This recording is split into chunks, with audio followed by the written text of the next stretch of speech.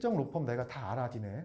조심해라. 겁먹은 치아와들이 자기 세 보이려고 막 더 세고 크게 짖는다고 하거든. 이 부분은 거짓말일걸요? 이 부분은 사실이 아니라 카던데. 저 실형은 안 살 수 있나요? 집행유예 받을 가능성은 몇 프로나 돼요? 될 수가 없어. 불가능해. 아, 이 사람 별로 실력이 없나 보다.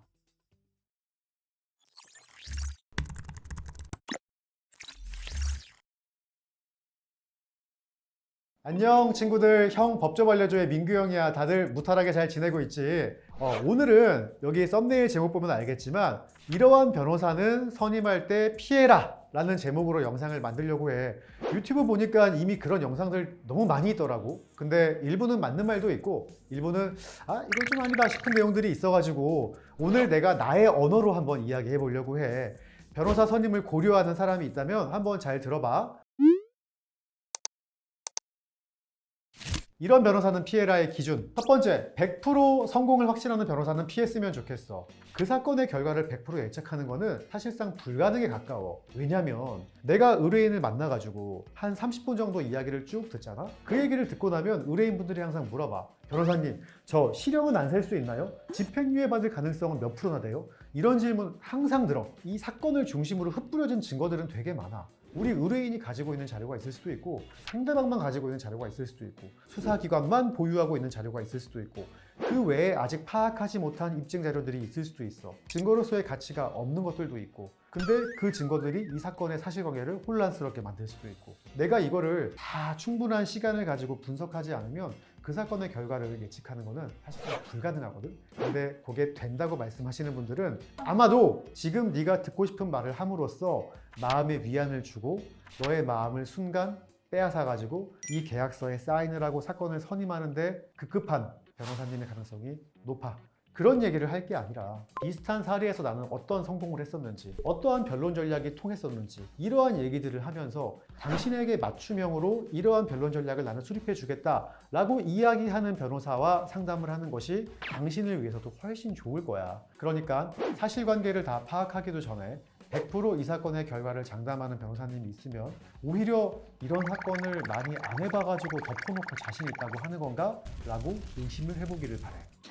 두 번째 피해야 될 로펌의 유형은 상담받은 변호사와 사건을 담당하는 변호사가 다른 로펌이야. 의뢰인 입장에서는 내가 지금 1시간 동안 상담을 한 변호사를 믿고 그 로펌을 선임하고 이 사건을 맡기는 것일 텐데 어떤 로펌들은 상담만 하는 변호사들이 따로 있고 서면만 쓰는 변호사가 따로 있고 재판에 출정하는 변호사만 따로 있는 경우들도 있어. 나로서는 도무지 이해가 안 돼. 한 명의 변호사 혹은 3명, 4명의 변호사가 팀을 이뤄가지고 타이트하게 달라붙고 그 히스토리를 계속 쌓아나가는 상황에서 사건을 해결해도 이 사건이 잘 해결될지 부족할 판에 상담은 따로 하고 서면만 따로 쓰고 또 그 서면을 들고 재판엔 다른 변호사가 나가가지고 변론을 하고 하는 게 맞는지 잘 모르겠어. 물론 그 로펌의 운영하는 방식일 수도 있고 경영에 있어서는 유리한 판단일 수도 있겠지.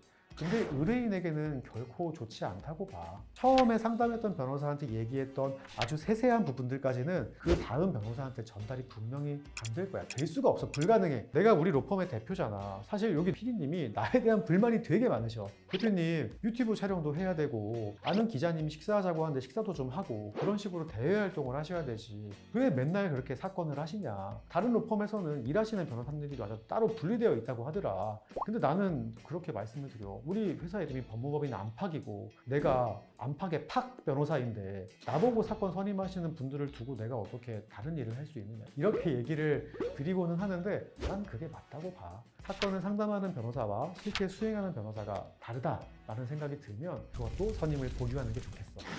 세 번째, 다른 변호사나 로펌을 비방하는 곳은 좀 피했으면 좋겠어. 사실 맺힌 게 많은데 우리 사건의 의뢰인이 되신 분들이 그런 얘기를 많이 하시더라고. 어느 로펌에 가가지고 상담을 받는데 거기서 뭐 사건 얘기를 뭐 듣는 둥 마는 둥 하더니 그래서 다음 상담은 어디를 받으러 가세요? 아니면 우리한테 오기 전에 어디 상담 받으셨어요? 뭐 이런 얘기를 물어본대. 그 물어보고 나서 법무법인 안팎이라는 곳에 갑니다. 박민규 변호사라는 사람하고 상담을 했습니다라고 하면 법무법인 안팎의 홈페이지를 열어보고선 이렇게 조목조목 짚어주면서 이 부분은 거짓말일걸요? 이 부분은 사실이 아니라 카던데 이런 카더라 식의 이야기를 하면서 우리를 비방을 하는데 시간을 많이 쏟는데 특정 로펌 내가 다 알아 니네. 조심해라. 아니 나는 그 얘기 듣고 기도 안 차더라고. 사실 나는 의뢰인을 만나면서 다른 로펌을 어디 갔는지 물어보지도 않았고 물어볼 시간도 없고 그 로펌을 비방할 생각은 해본 적도 없어. 다 훌륭하신 분들이겠지. 다만 사건을 풀어나가는 방식이 조금 다른 것일 테고 어떤 전략을 펼치는지에 대한 이야기를 의뢰인과 만나서 하기도 난 시간이 부족한데 내가 비슷한 유형의 사건에서 이런 방식으로 성공을 했다. 이런 케이스들이 있었다. 당신 사건에서도 이거를 이런 식으로 변해가지고 얘기를 좀 해주면 좋겠다. 라고 하기에도 나는 시간이 부족한데 다른 로펌을 비방할 시간이 어딨어. 아마도 평소에 선임이 잘 안 되시니까 나한테 사건을 자꾸 빼앗기시니까 그렇게 그러시는 것 같은데 그거 자기가 무능함을 오히려 자인하는 거야. 그래서 다른 로펌 비방하는 사람들이 있으면 이 사람 별로 실력이 없나 보다. 다른 변호사님들한테 사건 빼앗기나 보다. 뭐가 계속 결과가 누적적으로 안 좋았나 보다. 이렇게 생각하면 좋을 것 같아. 왜 그런 얘기 있잖아. 겁먹은 치아와 조그만 치아와들이 자기 세 보이려고 막 더 세고 크게 짖는다고 하거든. 그런 변호사한테 사건 선임하지 마. 그 귀중한 상담 시간에 다른 로펌을 비방하는 행위에 시간을 쏟는다는 얘기는 뭐냐면 사실 이 사건에 큰 관심이 없다라고 나는 들려. 다른 로펌을 비방하는 것부터 한다는 거는 사건을 선임하는 데 급급하다라는 어떤 조급함의 표현으로밖에 난 느껴지지 않아. 그리고 결국 너의 사건을 치밀하게 해결하지 못하는 결론에 다다르게 될 거야. 그러니까 다른 로펌 비방하는 변호사님이 계신다고 한다면 이분은 내 사건에 큰 관심이 없고 그냥 당장 계약 체결하고 나한테 돈 받는 거에만 관심이 있는 건가? 라고 의심해도 나는 괜찮다고 본다.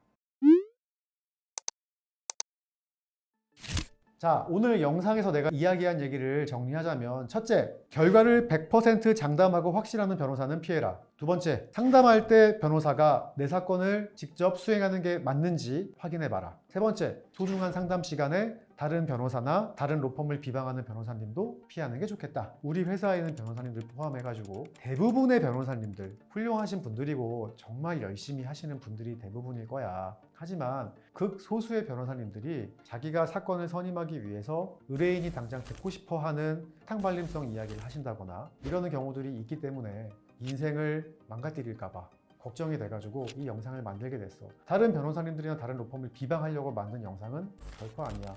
다만 이 영상을 보는 사람들이 자신의 인생에 걸린 중차대한 일을 맞닥뜨렸을 때 내 옆에서 잘 도와줄 수 있는 사람을 찾는데 조금이나마 도움이 되길 바라는 마음으로 영상을 만들었거든. 나를 포함해가지고 그 어떤 변호사님을 만날 일이 있으면 내가 지금 한 이야기들을 잘 상기하면서 너의 삶에 도움이 될 그런 변호사님과 로펌을 선임하기를 바래.